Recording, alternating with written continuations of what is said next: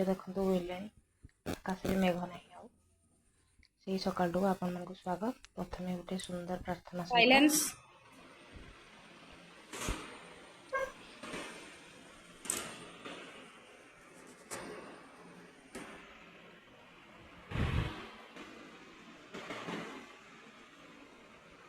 Start.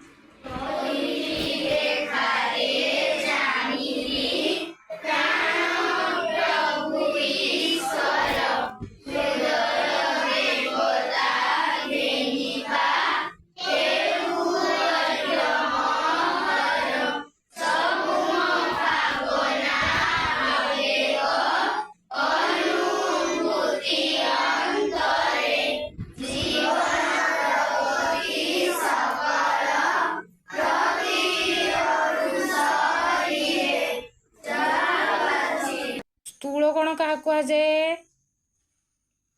शुभ्रजित। जो कोणर परिमाण 90 degree अधिक 180 डिग्री कम ताको स्थूल कोण कहुए। सूक्ष्म कोण क्या कहुए? लिखी। जो कोणर परिमाण अधिक 90 डिग्री कम ताको सूक्ष्म कोण कहुए। सम कोण क्या कहुए? जागृति। जो कोणर परिमाण 90 डिग्री ताको सम कोण कहुए। समबाहु त्रिभुज क्या कहुए? श्रिया। जो मौसुमी।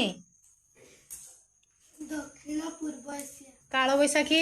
पश्चिम बंगाल। अति उच्च पर्वत श्रेणी रे होउथबा वृष्टिपात।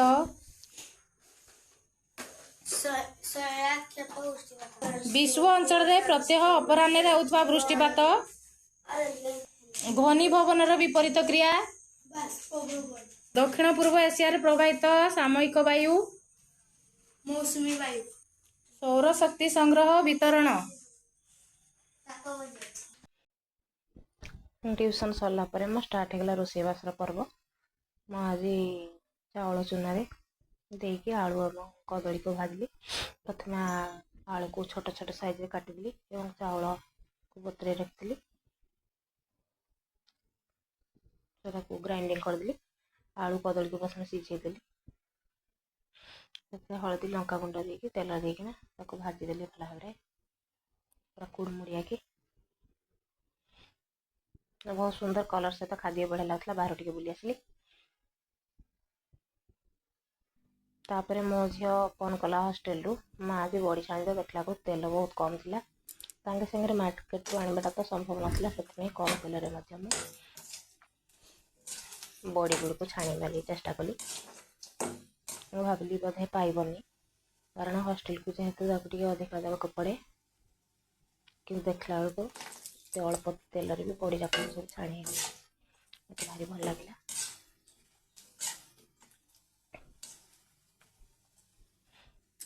बाहर मिक्सचर अपेक्षा ये बड़ी तो आम बहुत भल होता है कारण मो झी गुड़मुड़िया जिनस न खाइले हॉस्टेल भी भात खाऊनी।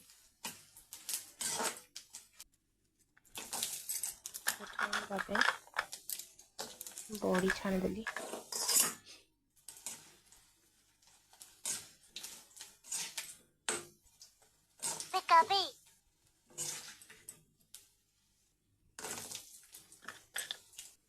देखु केते बड़ी है क्रिस्पी क्रिस्पी बॉडी।